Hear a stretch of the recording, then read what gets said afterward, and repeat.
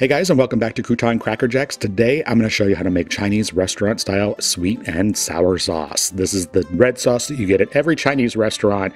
It is super easy to make at home using ingredients that you already have, and it's so much better than any sweet and sour sauce that you can buy in a grocery store. And it just takes a few minutes to whip up. So without further ado, let me show you how to make it. So I've got a small saucepan on my stove here. To that I'm going to add in half of a cup of sugar, as well as 4 teaspoons of cornstarch. You can also use arrowroot powder for this, or potato starch. Tapioca starch is fine. Try not to use flour because it ends up being kind of weird. But just using a whisk, I'm going to whisk in my cornstarch into my sugar.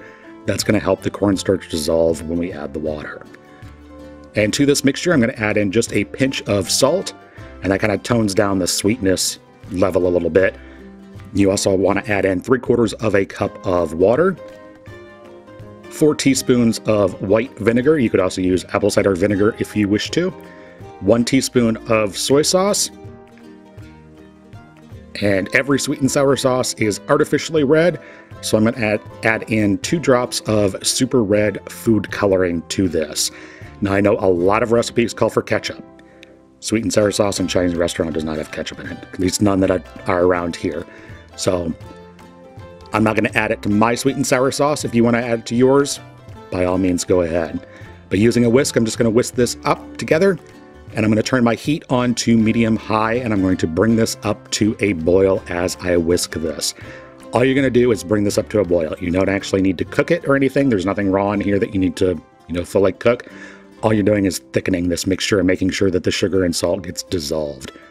Now, once this comes up to a boil, you notice that the color deepens a little bit and your sauce actually turns clear. That's exactly what it is supposed to do.